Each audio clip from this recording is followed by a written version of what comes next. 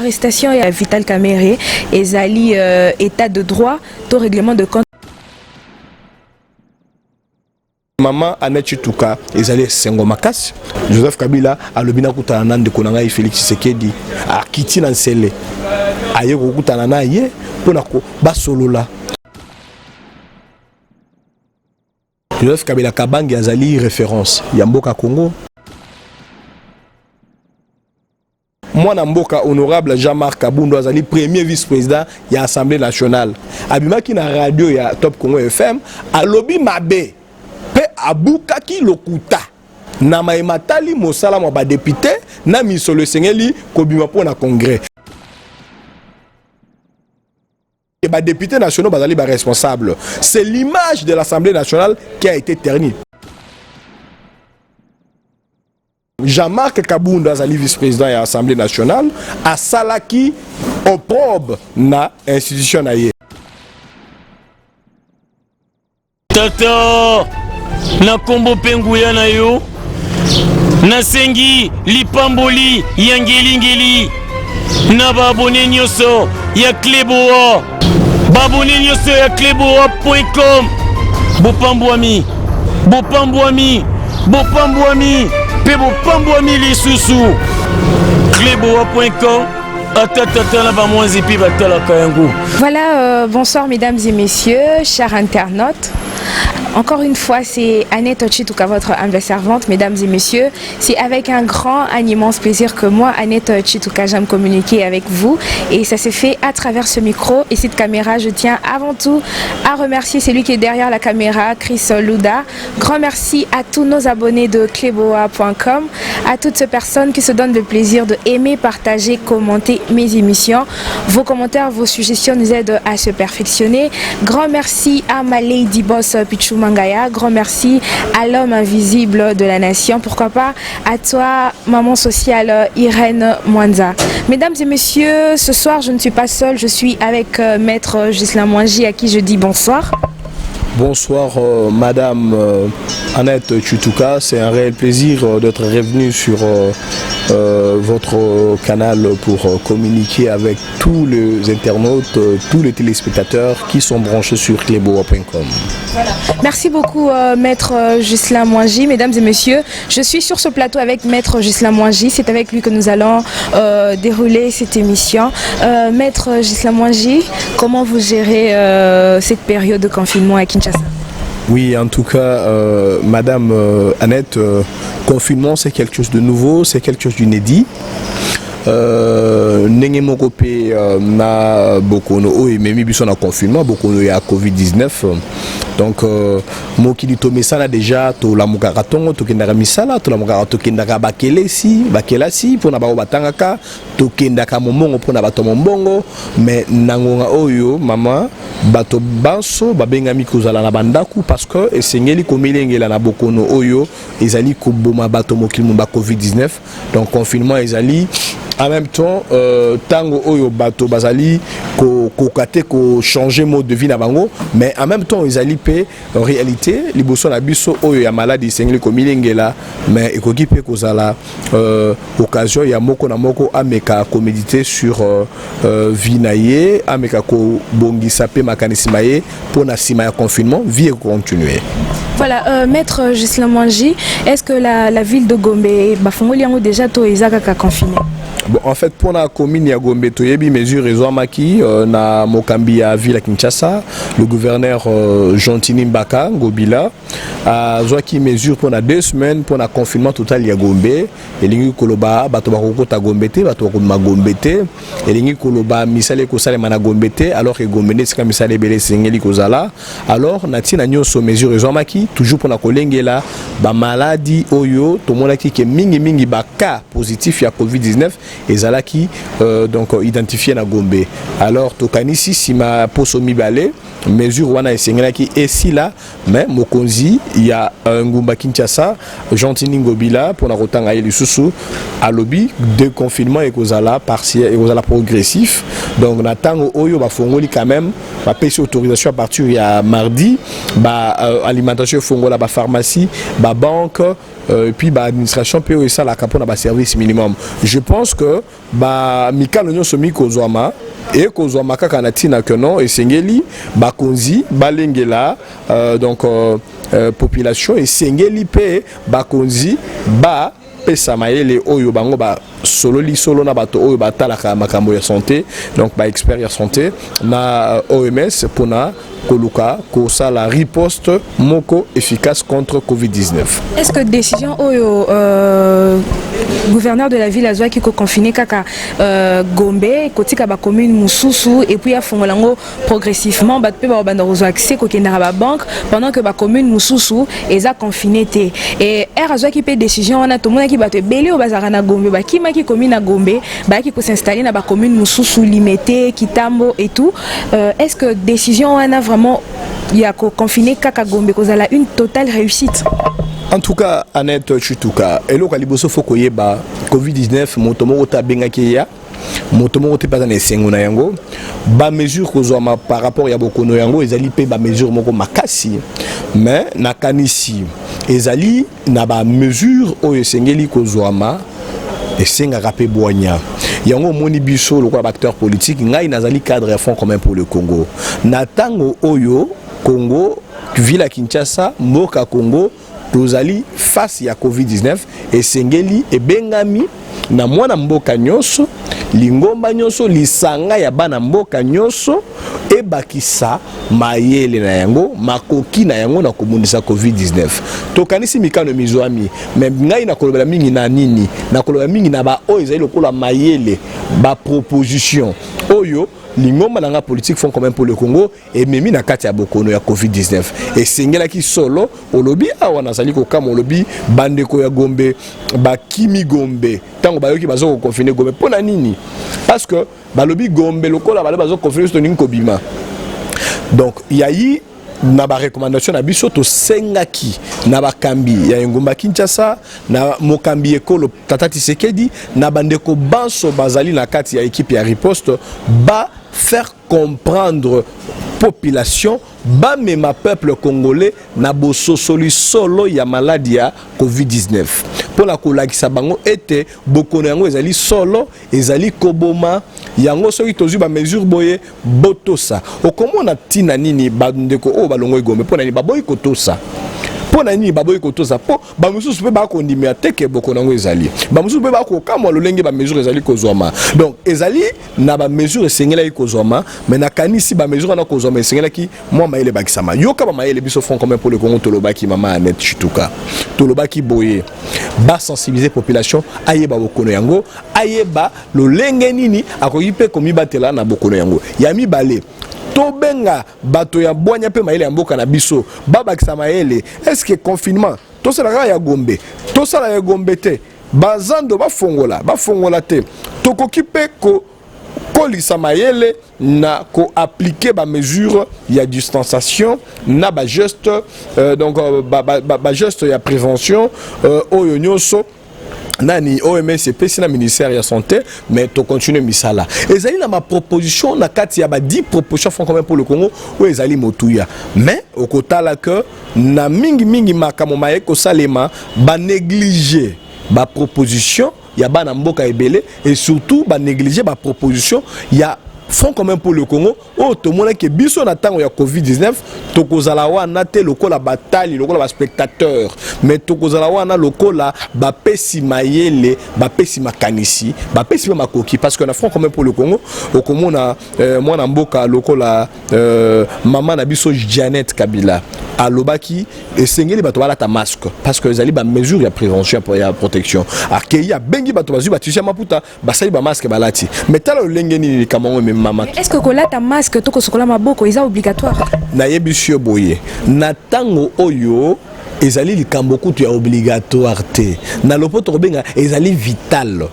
via bato nyonso ya kobandana yo moko moto ko sokola maboko ya kobandana moko kolata masque ezali ko dépendre na ba mesure ezali ko sala omoni sika to faninga na yoti to za distance ya 1 m 10 tozali koloba mais na nyonso wana vi na ngai ezali ko dépendre na ba geste na ngai yango tolobaki tosalaka ba geste barrière kosokola maboko kolata masque nazalaki koloba mama Jeannette Kabila saliba masque amemi yango po bakabela bana mboka bato nyonso baza na 500 francs 1000 francs 2000 francs ya kosoma masque moi batisiwana mama Jeannette Kabila baninga mais yoka sikoyo lolenge bato o bazali kokamba ekolo basali te ba masque ya maputo ezali na tina te il faut kosoma masque ya nani il faut kozwa masque ya pharmacie ya OMS mais lelo oyo mikili ya poto partout bazali ko sosola pe bandimi bazali pe ko salela ba masque ya maputa omoni que ezali na likanisi mabe po na nini ba négliger ki masque ya maputa po wutie pa ya Jeannette Kabila azali donc député ya FCC botala mama Olive Lembe Kabila alobi na refanda boete moi misolo na koyeko za nango na somba chloroquine na sala don na équipe ya riposte lokola tozala bakana somba 400 cures amemi 400 cures ale bato ya badongolo miso bakei bato le kunya bakei babandi koloba chloroquine wana ezali mabe chloroquine wana ko bato chloroquine wana OMS ayibango te pharmacie wana fournir za lokuta nyonso wana makambo ya lokuta pona koluka ko politiser lutte contre Covid-19. Ezali regret makasi mama Jeannette na mama Annette Chituka na yebi comment na maman Olive ayena chloroquine pona kopesa bato mais na bamboka nyonso kopesa bato chloroquine ata na bamboka ebele na ba approuver en oté ba le biais eloko moko bazo traiter en plus c'est appelé na pharmacie moko té et produire chloroquine et ba population bane komi tout na chloroquine wana eutaki wapi yango moyen to yambango ezalaki te mama na yebi shoboye chloroquine basalaka on anda kwa moto te et puis chloroquine on ezwami na ba médecin ezwami na ba expert ya INRB donc ba yebi bo solo ezali chloroquine docteur Jean-Jacques Mouyembe azali secrétaire technique ya équipe à riposte yemoko ayambi chloroquine yango asosoli solo po yebi yango donc na yebi so ke na chloroquine ezali a solo chloroquine ezali authentique ezali chloroquine pour na kosunga batu yango nde na monde entier ba reconnaître mama Annette Chituka bato ba chloroquine nde ezali ko bikisa bato nyonso coronavirus na ba Italie na France na Espagne na États-Unis même na Chine kuna c'est la même molécule oyo nde ba utiliser et lutter contre coronavirus pour na kotalisa yo que oh nyonso lobamaki na matali chloroquine oyo mama Olive Lembe Kabila memaki lokola don ezalaki kaka motema mabe ezalaki kaka posa ya koluka politiser question ya lutte contre coronavirus ndo omoni biso font quand même pour le on a 8e proposition na biso pas on a 10 propositions tolobaki et sengeli tobo ya comme ma lutte contre coronavirus na ko dépendre na ba sentiment ya ba opinion parce que ezali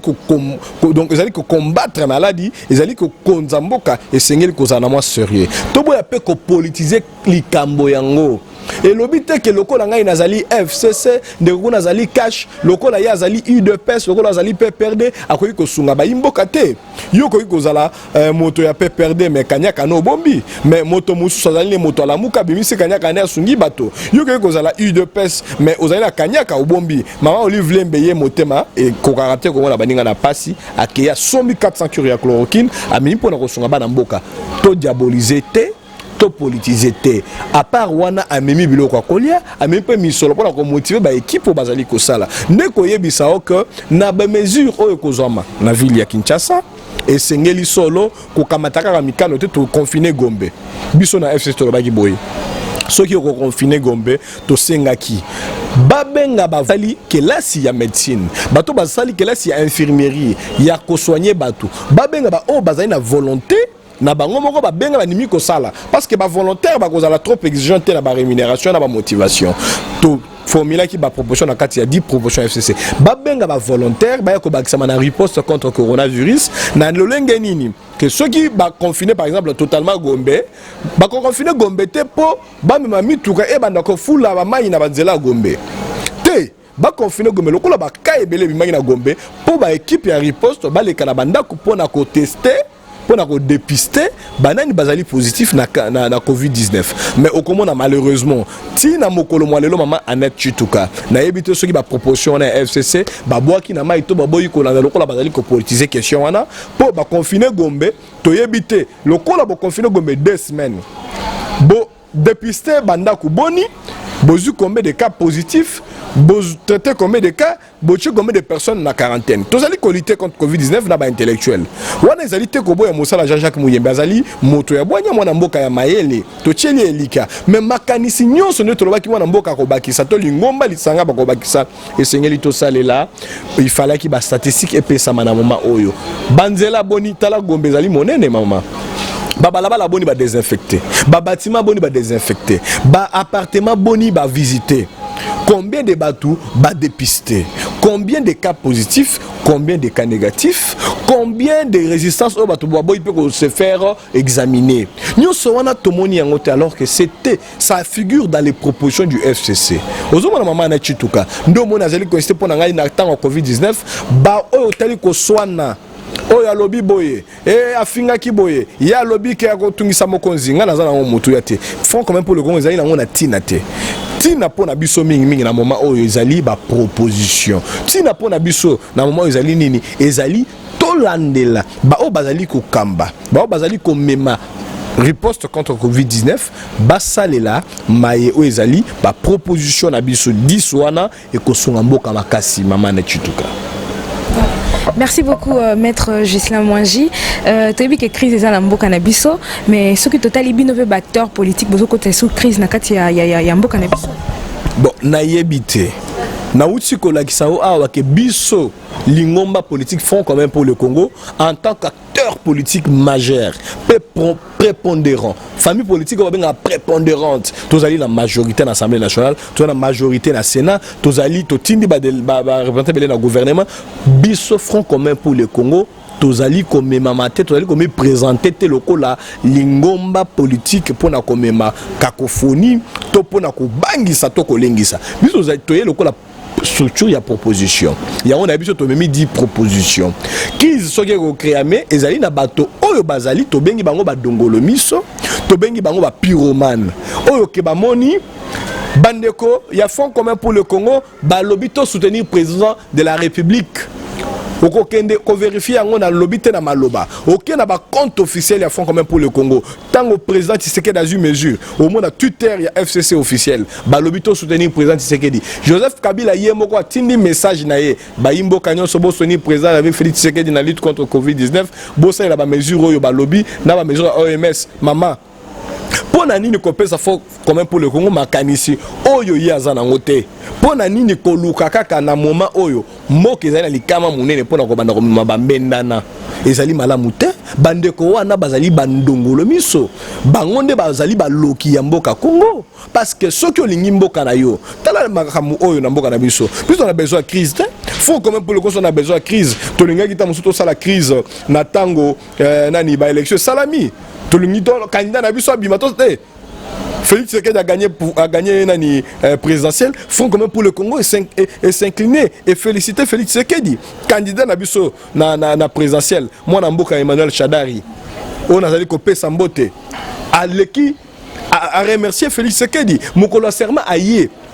Autorité morale nabiso Joseph Kabila Kabange ye alobi awa ebonga lokola bazui epa ndeko nanga mususu congolais ngai na lobi lingomba na ngai bo sala ne coalition po biso to sala la ekolo to sala ekolo po ba défi ezala ki ebele oyo ngai na sina relever ba défi petikali ebele sengeli to relever to sala yango na lisanga Fonds commun pour le Congo ezali te pona koluka mbutu na temps ya Covid-19 pona biso ata ko mbenda na ya mwanda ndambo ke kozala na temps mususu bango ba yesika na bokambi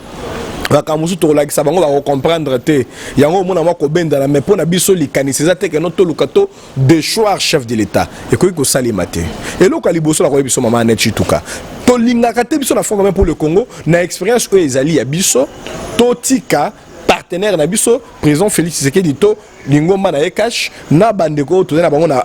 parlement na ba na gouvernement to ko na ba erreur et le kaliboso balobi budget à 2020 to lobaki budget à 2020 ezali surestimé ngoloba to kanisi ke to kokisa mingi to meka ko komisa yango budget ya solo oyo to kokisa balobi Fonds commun pour le Congo balingi président Tshisekedi te président lobi budget ezala 11 milliards bango balingi ezala 6 milliards bona boye maman tina ba partenaire na biso financier FMI Banque mondiale babité bomeka ko rationaliser budget projet à budget na bino lelo oyo na bokono Covid-19 eye oyokaki tango bakoti na conseil des ministres ezali na ba projet ya ba loi oyo ba proposer parmi lesquels ba 5 chefs de l'état yemoko Félix Tshisekedi lelo a 5 ba revoir budget ya 2020. Maman Netchituka tolingi nete ko politiser question ya Covid-19 mais sengeli koyeba ke Fonds commun pour le Congo na tango ya Covid-19 na kati ya mboka Congo azali wana pona comme ba proposition positive pona ko bundisa maladi wana mais pe pona ko sunga lo lengeni ni esengeli ko batele kolo eloko mususu na kotalisao biso toza na kati ya république oyo ezali royaume te. Joseph Kabila Kabanga kamba kimboka oyo toyebise aba respecter mandat biso moko na fond pour le Congo to lobaki to respecter Joseph Kabila a respecter mandat a tiki lelo Félix Tshisekedi azali tata ekolo tozali ba républicain tozali ba to oyo bazali ba démocrate démocratie na mboka na biso tozali ko respecter yango mais na kati ya république ezali na ba pouvoir ba bengi pouvoir exécutif pouvoir législatif na pouvoir judiciaire osomona mama na o etali pouvoir exécutif mosana ko kamamboka mikolo nyonso mais pouvoir législatif esengeli na ye ko sala mibeko ko pona mibeko oyo bakokamba nango ekolo na pouvoir exécutif esengeli na ye ko contrôler ma immense ko sala ma pona ekolo na pouvoir exécutif ne pouvoir législatif ne o to bengi parlement. Mais natango tourner na boko na Covid-19 maman Netchituka boni komona mabe ceux qui font comme pour le Congo lobité to bungi samate lokola tozali face ya pandémie to respecter na numbe ko likonzi ya mboka président de la République constitution lobby ceux qui makame koti na mboka ceux qui mobulu guerre koti président ko déclarer état de siège to état d'urgence président déclarer yango malgré procédure yango epesa ki mo mbotu mbutu parce que bande comme ça balobi te biso totangi classe yango ya mibeko balobi na 85 a concerté na premier ministre na président assemblée nationale na président ya sénat mais esengeli bango pe bazo ba ke nous informer ba collègue na bango ba sénateur na ba député conformément à l'article 119 ba convoquer congrès ba pona ba autoriser chef de l'état à proclamer état d'urgence mais président a autorisé qui donc a déclaré ça que procédure est à la bonne local la constitution lobby et créer polémique mais si Kawa mama constitution lobby na article 144 mokonzi mboka soki a proclamé état d'urgence wana soki to komi na mikolo donc na sanza mobimba et sengeli ya senga prorogation donc ba prolonger yango mais sengeli ele kalisu na congrès parce que congrès des na pouvoir ya ko pona mais tozali pe ko kamwa que la confusion erenyaki ba oyo balingaka ba pelisa moto na mboka batalaki mosala biso to ko sala poto sunga mboka ba proposition na biso nanu ba boaki kuna ba don na ba contribution ya fond quand même pour le Congo bazali ko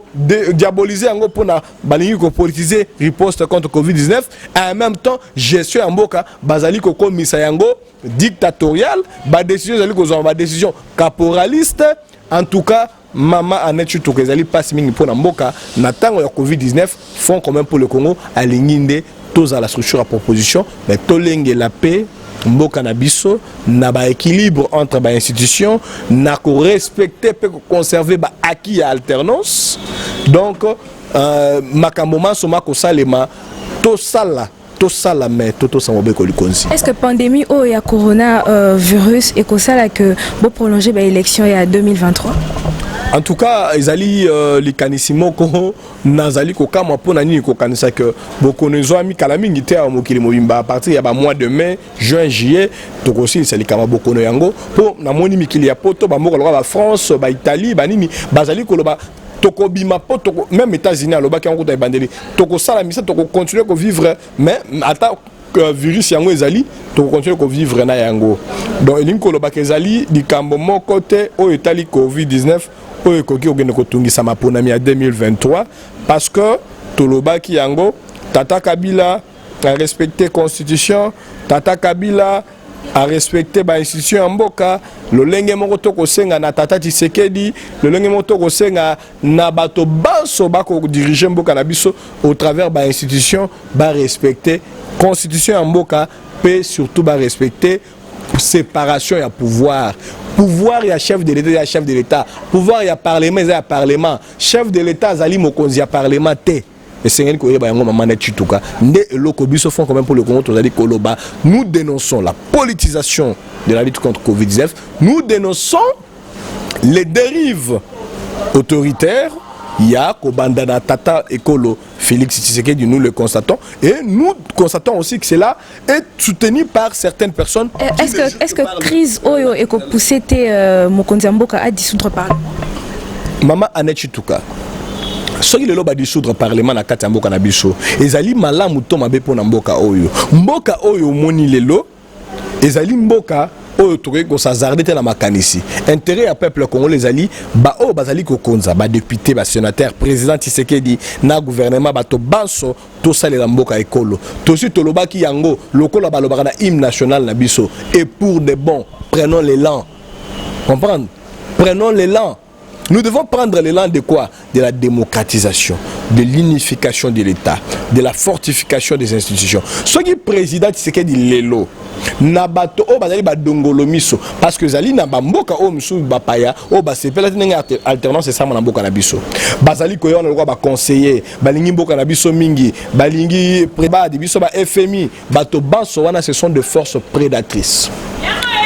Tolonga ki bango na tango ya papa ekolo Joseph Kabila Kabange tolingi pe tolonga bango elongo na partenaire na biso cash na Félix Tshisekedi comme président de la République. Badongolo miso ba pesa makanisi ya koloba teto dissoudre parlement. Parlement est ko sala mosala moyango. Parlement ne pona maki na peuple congolais. Biso pe na ngamo FC Tolobi, biso pe tokoloba. Ah président Tshisekedi da saliboy. To ke ne ko funda e congrès sangala biso pe Tolobi kuna toko kota te démon wana tolingi yango te. Yango to sengi. Ezali responsabilité. Ya bana mboka banso, tozali na tango maladie. Tout à temps toko kufi sa ba imboka to luka ko politiser question te ya Covid-19 ba imboka ba kufi belé to luka te ba kufi na maladie to ba na ba kufa na mbenda na ya politique na ba masasi na ba ville morte non nous venons de loin mboka Congo euti na nini euti na tango mboka kabona ki 4 biteni tango Joseph Kabila Kabanga azu bokonzi ya mboka o na 2001 mama na chituka ba défi à Motindo Boni de Kabila kutana ki nangote et sengela ki okene dialogue intercongolais et sengela ki ko sala gouvernement de transition président de la République 4 vice-présidents et sala maté na mokili mo Joseph Kabila ndima yango et sengela ki ko sala ba élection ya Yambo président Kabila sali ba élection toponi a memi mboka na ba rendez-vous nyonso pe Alexis Biso yango na tango ba mindele na ba mboka misusu ya ba dongolo miso ba fandaki ba kotala lenge ni ba ko balkaniser Congo mboka eleki monene mboka oto kabolango e comme attaque 4 biteni mboka o bonaboye. En tout cas nous devons par respect à mémoire il y a ba héros il y a indépendance mboka na biso lokola Tata Lumumba lokola Simon Kimbangu lokola Mouzé Kabila. Par respect à mémoire, il y a Mobutu, Désiré, Lobaka, même s'il faut conclure quel accord à Kosalaka yango mais tokoti la bomoko, toko samate mokolo moko, okende koloba mokonzi mboka dissoudre boye sala boye. Je vous le dis, mokolo ko salema. Nous n'aurons plus le plaisir de regarder le pays ndenge tozanango. Nous n'aurons plus la joie d'avoir le Congo parce que peut-être bande comme sous toi na Kinshasa biso toke na ba Goma toke kuna na nini na ba Beni omoni ndenge bande ko ba kokufa pona guerre mboka na biso mboka ba conflit belé lelo o tozali na ba catastrophe naturelle du Yambula na ba Uvira. Nous avons besoin des intelligences, des moyens pour aller à la rescousse ya ba concitoyens na biso mais soki ezali na bana mboka oyo ba fandi pona ko loka ko sepelisa ba dongolo miso to bengi ba force prédatrice pona ko yebisa président dissoudre à sala boye a décider boye. En tout cas je vous le dis, les conséquences seront fatales pour Mboka Congo, le lelo. Maître Justin Mwangi, Tomoni, chef de l'État, président Félix Tshisekedi, dernièrement, à Outikokutanana, Joseph Kabila Kabange rencontre Nabango Ezalaki pour Nakoboma Moto, to Bakutanaki. Bon, Elo Kaliboso, Maman Netchituka, Omoni, Joseph Kabila Kabange Azali référence. Yamboka Congo, mais pour l'Afrique, P. Mobimba. Mbala liboso utamboka na biso ezalamboka tozala na tata ekolo ya kala azali ancien président et puis nouveau président et puis yemoko ancien président a créé relation malamu rapport malamu na mokitani waye. Le président Joseph Kabila Nabutu que lobby président Tshisekedi bako sala remise bako sala prestation de serment azwaka discours alobaki yango na motema ne mobimba à la kaka na ba congolais na kozala toujours wana disponible na tango mokitani wangai akozala na besoin na ngai pona ko bakisele makanisi pona ko partager na une expérience o yangai nde rencontre ya président honoraire Joseph Kabila na président de la République Félix Tshisekedi nde sengeli komona biso na kati ya fond commun pour le Congo tozali ko sakola ete moke sengeli kamba mabongo tout le monde a mboka ba États-Unis, on a George Bush, ba Reagan, ba président Kala, ba Hollande, ba Sarkozy, ba Sangana, na ba Macron. Eh maman, na ba Ghana on a 4 anciens présidents, boanye ezali ba mboka zo Nigeria to lobate. Kaka mboka Congo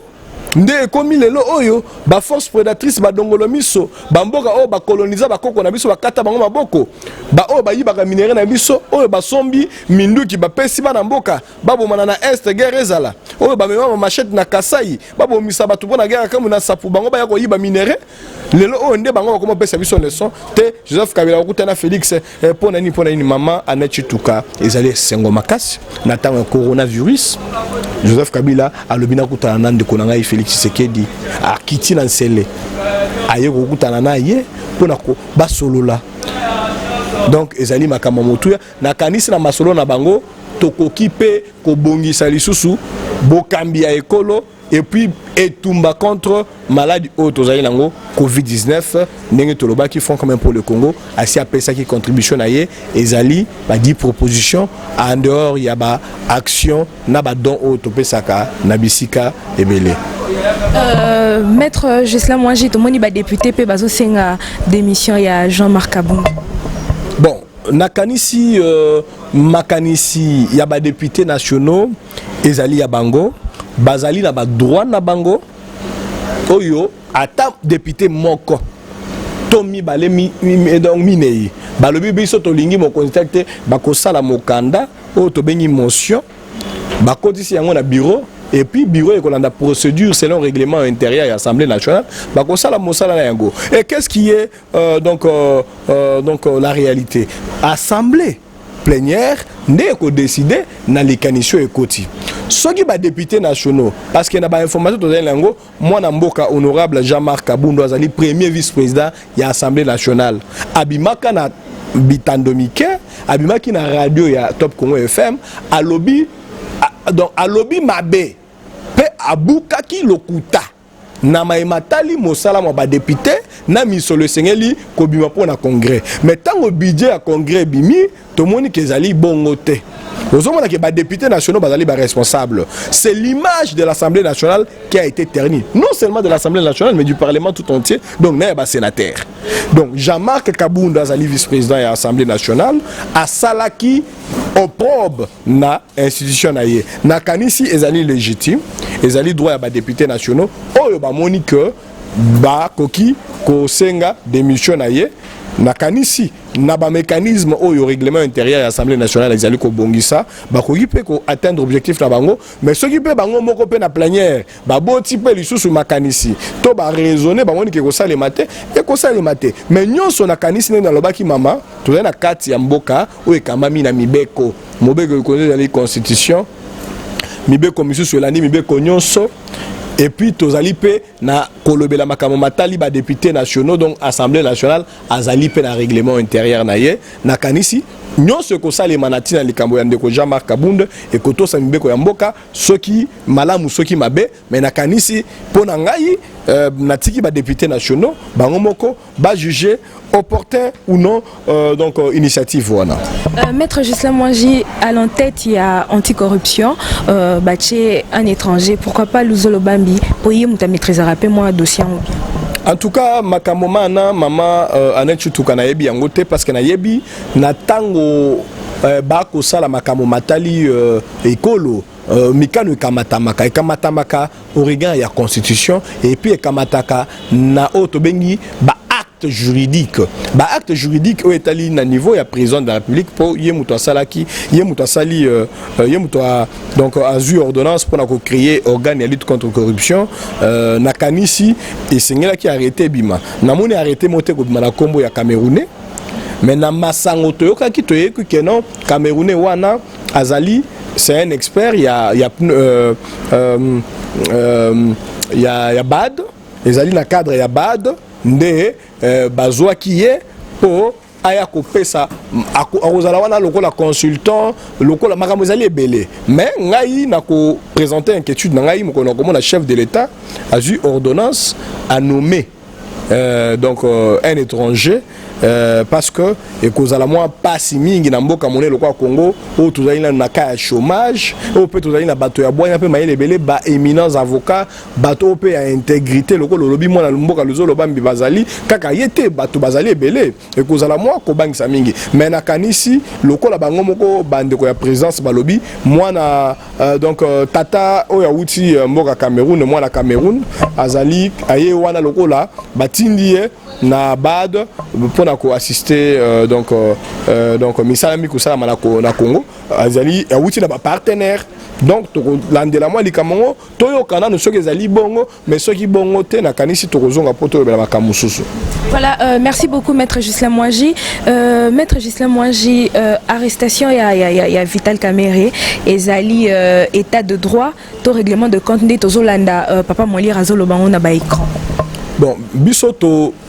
pesa kagi position abiso par rapport à matali dossier Vital Kamerhe lingoma fond quand même pour le Congo tozali na boto sumingi na justice ya mboka na biso to sengaki to donc s'ingérer na dossier judiciaire ya mwana mboka Vital Kamerhe azali congolais lokola ba congolais nyonso atangami na makambo songolo pakala azali ko jure na présomption d'innocence na ye na kanisi justice nezali ko landela ye ngai na ebité le lengi na koloba kezali règlement de compte il y en a ni contre nani en tout cas pour na biso lingoma fond quand même pour le Congo tolobaki tozala na réserve makasi toz la justice asala mosala moye tokanisi oyo ezali malamu mpona mboka na biso esengeli na tango yiso ba congolais nyonso tokanisa yango pe tosalela yango quel qu'en soit le prix. Voilà, Maître Ghislain Mwangi, que dites-vous par rapport à l'état de droit? Bon, état de droit nambo kanabiso elingi koloba état de droit elingi koloba ekolo oyo ezali ko kamama na mibeko ko bana mobeko likonzi tina mibeko misusu tina mobeko ya suka état de droit elingi koloba mboka oyo ezali donc organisé ezali na ba institution na yango état de droit euti uta tango peuple congolais na bobengami ya mwana mboka Joseph Kabila tokendaka référendum na tawana babande na ko appliquer en otendenge mwana mboka Félix Tshisekedi azokene na makambo parce que ozala nani soki penza mibeko ebengi yo ezate par rapport à ndenge ezalaki hier Joseph Kabila azalaki parce que tobane romone eza na bato ebele ata sali mbeba moko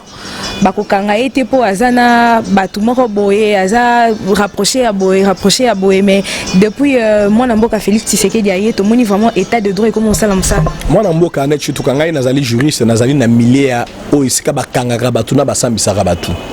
banda Joseph Kabila kabange mboka oyo bakani mama ba vérifier na bisakio référendum constitutionnel pour to voter constitution mboka na biso Joseph Kabila kabange mutu a convoqué yango to voter constitution balobi to salela état de droit.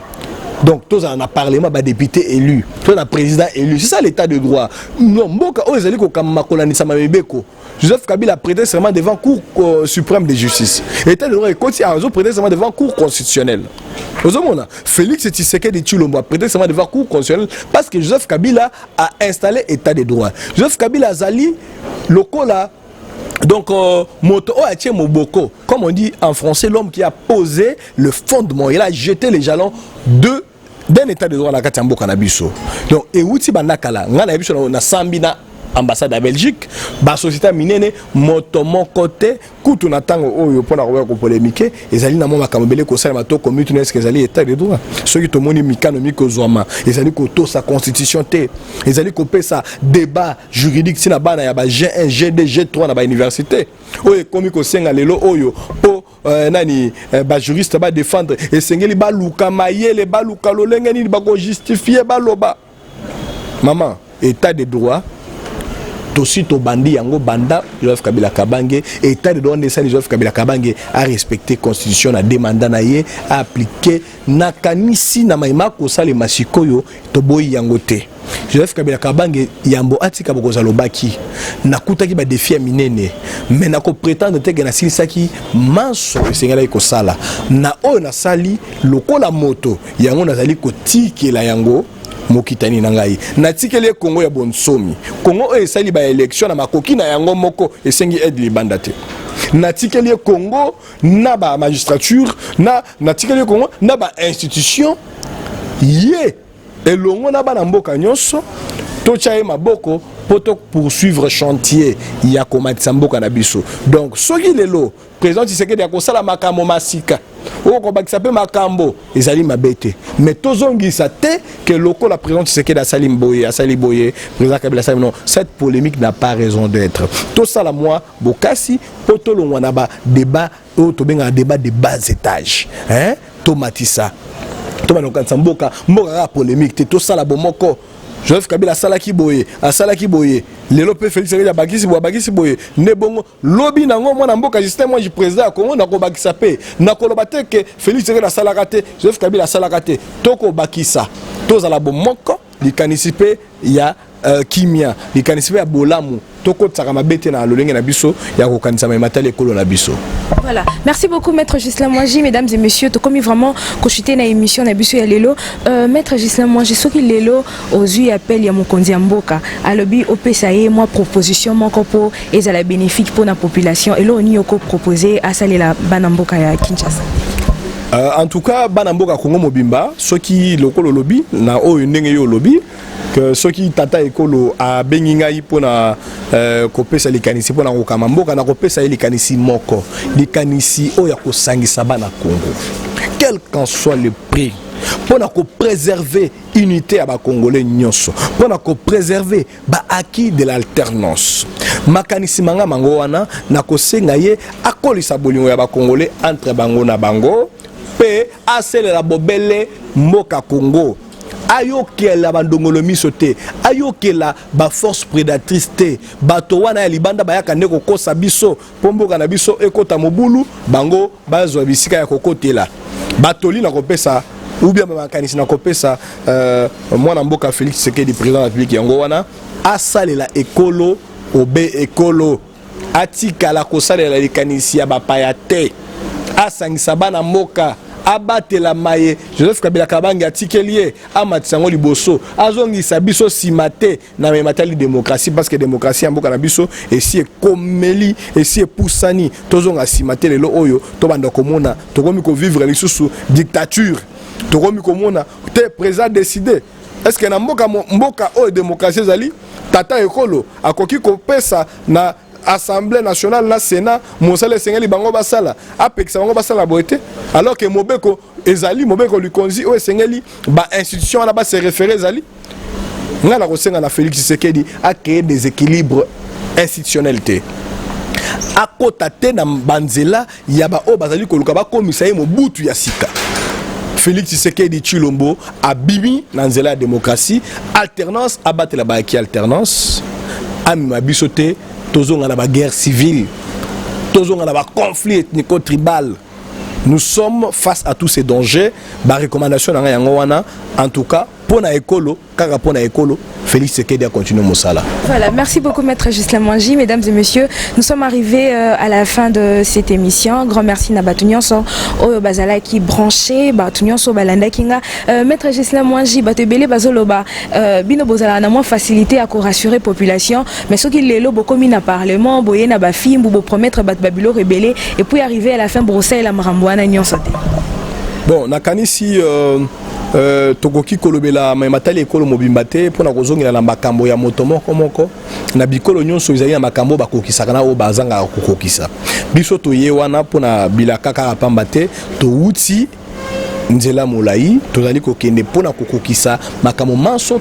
biso moko tolingaka mpona ekolo na biso mpe makambo maso tokabolaka na bana mboka donc nakanisi mpona kana nga moko par exemple nakozala toujours mosali ya bana mboka Congo na yebisaka yo na interview to sala il faut passer to sala ki on a base na limité o bazali ko benga la voix des sans voix donc ngai bandaka la ozali ko benga maître en même temps nazali acteur social nazala au service déjà ya batu na kanisi te pour le na jouer bonga pour le ko na nzela politique na jouer sika nenga na ko bosana donc engagement na ngai intime pe individuel na ko continuer ko sala la bana mboka quel que soit bisika. Voilà. Merci beaucoup maître Ghislain Mwangi, nous sommes arrivés à la fin. Un mot pour te conclure émission. En tout cas, encore une fois de plus, nako remercier Bino, équipe mobilecleboa.com, Naboyambi, pe na masolo kitoko to ali kolobela na kanisi, bandeko banso ba kolanda biso au travers canal Labino, ba comprendre solo que Front commun pour le Congo natango oyo azali structure ya proposition et non structure ya perturbation. Merci beaucoup. Merci beaucoup, mesdames et messieurs. Nous sommes arrivés à la fin. Restez branchés sur cleboa.com. Je vous embrasse. Bonne suite au programme. Bye bye.